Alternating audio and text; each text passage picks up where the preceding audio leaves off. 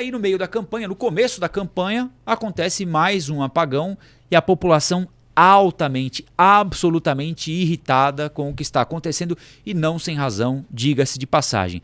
Porque esse problema com a Enel materializa uma sensação que todos nós temos aqui em São Paulo, que é a sensação de absoluto abandono, que se você precisar de alguma coisa, você não vai obter, não vai conseguir, desde as mais simples até as mais graves. Desde uma operação tapa-buraco na sua rua até o auxílio da polícia quando você for assaltado. Desde a impossibilidade de você conseguir uma vaga numa escola para o seu filho, desde a impossibilidade de você chegar no horário, num compromisso, porque o ônibus não passa no horário previsto, até a impossibilidade de você usar o celular em público, com medo de ser morto por um bandido qualquer. Embora isso não tenha nexo, não tenha relação direta com as atribuições de um prefeito. Mas o mal-estar persiste, porque São Paulo, que é uma terra adorável, uma cidade incomparável, eu sou suspeito para falar porque amo São Paulo, mas é uma cidade muito hostil, muito difícil, uma cidade com qualidade do ar muito ruim, uma cidade com muito lixo, com muito entulho, com muita gente abandonada na rua, com criança largada na rua, muita gente passando fome. É uma cidade com poucas oportunidades para uma grande parcela da nossa população, especialmente para a parcela mais pobre, que mora na periferia, com dificuldade no transporte público. Quando chove, vira o caos. Quando não chove, já é o caos. São Paulo é uma cidade dura e é difícil viver em São Paulo. Não é qualquer um que consegue montar nesse touro e conseguir ficar em cima dele pelo período considerado adequado até o dia terminar. Um dia de trabalho, um dia de luta terminar, né? Então essa sensação de incompreensão, de inadequação, de que não tem olhando por você, ninguém olhando por você para te atender nas demandas mais simples, essa sensação ela é exagerada em algumas circunstâncias, né? Como está acontecendo agora e aconteceu em novembro do ano passado, né? E a responsável pelo exagero, num primeiro momento, é a Enel. Quando eu digo num primeiro momento, eu quero dizer que não é só a Enel, também a Enel, mas não só a Enel, porque a Enel é produto de um processo que foi desencadeado pelos políticos que administram a cidade de São Paulo, que administram o estado de São Paulo e que administram o país há tanto tempo e que agora, ao invés de apontarem soluções, apontam os dedos uns para os outros, com um interesse absolutamente eleitoreiro. A única coisa que eles estão pensando é no seu voto. Depois que acabar a eleição, vocês vão ver como o tom vai mudar. Como aconteceu lá em novembro do ano passado e depois em dezembro, janeiro, fevereiro, quando simplesmente se esqueceram daquilo que tinha acontecido em novembro, que também gerou um escândalo à época, né? Porque vamos caçar a Enel, é CPI aqui, é CPI ali, porque assim não pode ficar, porque ninguém brinca com São Paulo, etc e tal. No final das contas, continuam brincando com a nossa cara. E vão continuar brincando com a nossa cara. Conta de luz cara, serviço mal prestado, sem atendimento quando necessário, com inúmeras interrupções de energia elétrica, porque a gente está falando agora de um grande apagão, né? Mas quem vive em São Paulo sabe o quanto a energia elétrica acaba em inúmeros momentos. Bom, a gente estava falando esses dias aqui num dia de recorde de calor também, né? Toda hora a energia acaba em São Paulo. Faça chuva, faça sol, faça calor, faça frio. Por períodos maiores, por períodos menores, sempre tem alguém sem energia elétrica em São Paulo. Porque São Paulo é feita para dar errado. São Paulo, infelizmente, é uma grande gambiarra. São Paulo é uma grande gambiarra. Como para em pé, não me perguntem. Eu não sei responder para vocês. Mas São Paulo é uma grande gambiarra. Basta vocês abrirem a janela de onde vocês estão agora, quem está em São Paulo.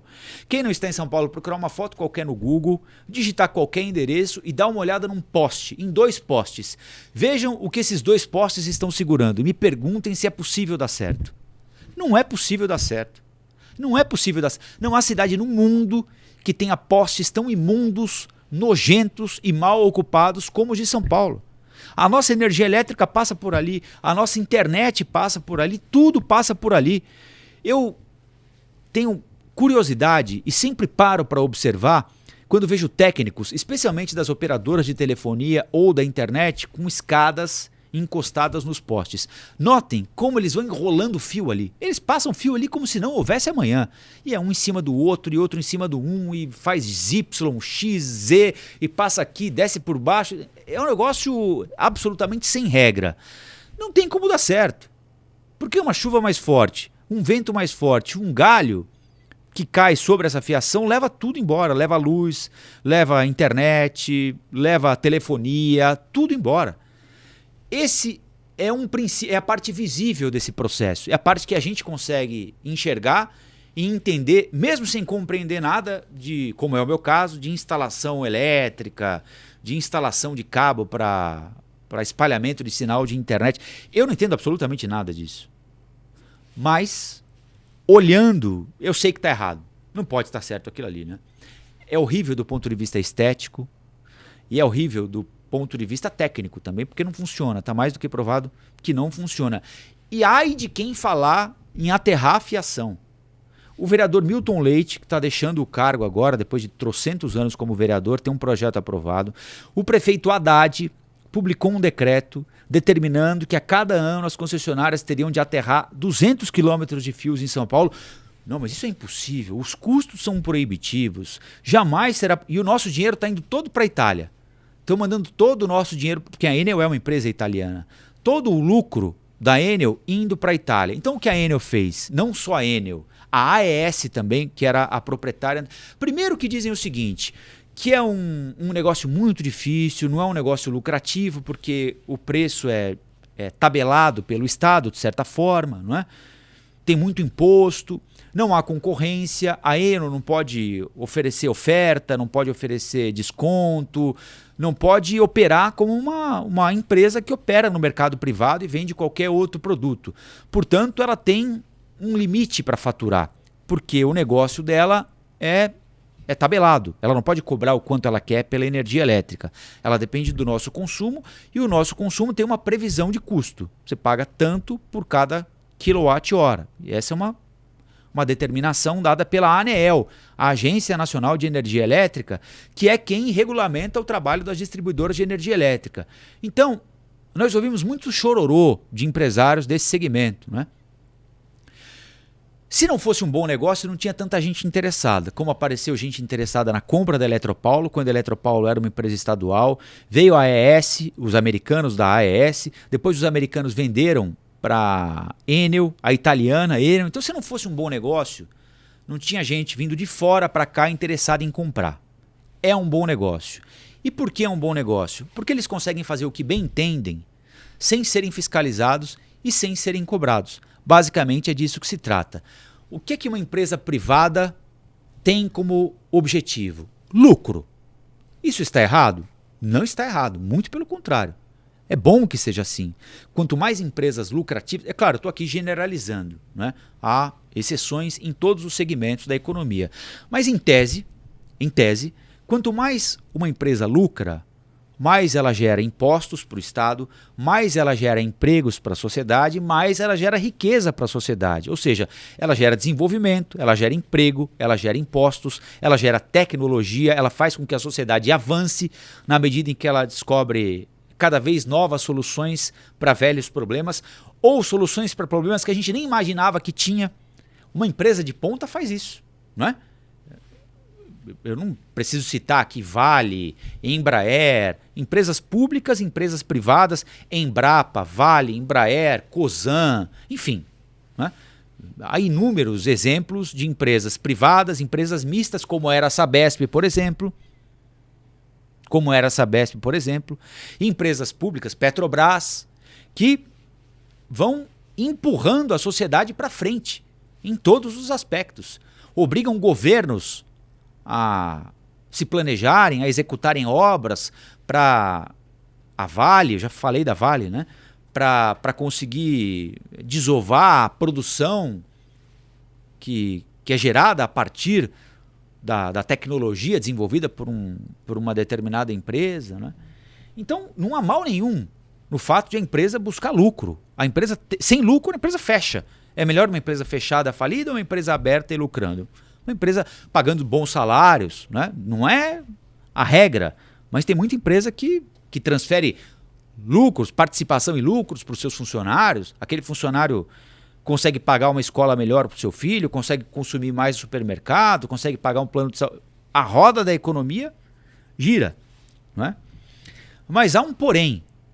Há determinados segmentos da atividade econômica que têm situações muito específicas. Por exemplo, energia elétrica. Por exemplo, abastecimento de água.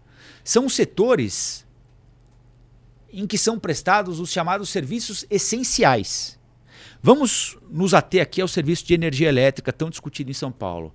Quem vive em São Paulo é obrigatoriamente cliente da Enel. Você não pode, o mercado não te oferece alternativa de procurar alternativa. Não existe concorrente para a Enel. Você não pode procurar uma outra empresa que me oferece um serviço melhor, que tem menos horas de serviço interrompido por dia, que tem condições melhores para pagamento da conta, que cobra menos pela energia que eu gasto. Não existe essa possibilidade. Eu não estou indo numa lanchonete, no McDonald's ou no Burger King. Eu não tô indo num shopping center, no Morumbi ou no Marketplace. Eu tenho de escolher a Enel. E eu tenho de pagar o que a Enel cobra. E eu tenho de ficar debaixo das regras da Enel. E eu tenho que aceitar o que a Enel me oferece. É isso. Não tem escolha pra gente. Quem é, em tese, o guardião do contrato? Quem deveria zelar por nós? A ANEEL, que é a Agência Nacional de Energia Elétrica, que é uma agência criada. Esse modelo de agência surgiu no governo Fernando Henrique Cardoso, quando surgiram as privatizações em massa de empresas públicas, como aconteceu com a Eletropaulo, que era uma empresa pública do estado de São Paulo, assim como era a Sabesp também. Foi vendida para iniciativa privada, mas fiquem tranquilos porque haverá uma agência e essa agência será responsável por fazer cumprir cada letra do contrato. Se não cumprirem, pau neles. Multa. Se não cumprirem, romperemos o contrato. Mas quem olha por nós? Essas agências, ao longo do tempo, foram ocupadas por indicados de políticos. A Agência Nacional de Saúde Suplementar, por exemplo, ela olha por nós na nossa relação com planos de saúde. Você, usuária, você, usuário de plano de saúde, se sentem protegidos na relação com o plano de saúde de vocês? Acho que não, né? Majoritariamente, nós somos vítimas dos planos de saúde, não consumidores dos planos de saúde. A hora que eles resolvem parar, eles param. A hora que eles resolvem nos descredenciar, eles descredenciam. A hora que eles resolvem quadruplicar a mensalidade, eles quadruplicam. E é o seguinte, ou paga ou tchau. Ou paga ou rua. É isso. Né? Você se sente representado pela ANEEL. Quando acaba a luz, por exemplo, e você... Vamos para outra agência, a Anatel, por exemplo. Você se sente representado pela Anatel na relação com a sua operadora de telefonia? Com a sua operadora de internet, quando vem uma cobrança indevida, quando você passa dias sem sinal.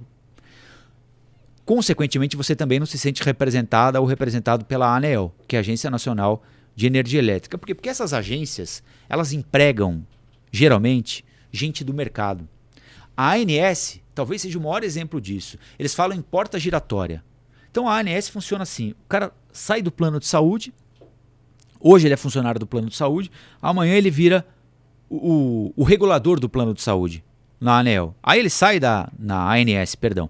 Aí ele sai da ANS e volta para o mercado privado. Ele sai do mercado privado e indica um amigo para ocupar a vaga na Agência Nacional de Saúde. E assim vai. A roda vai girando. E assim acontece basicamente em todas as agências que hoje são ocupadas por indicados de políticos. O ministro de Minas e Energia, Alexandre Silveira, ele não tem ascendência sobre a ANEEL, porque os integrantes da ANEEL têm mandato.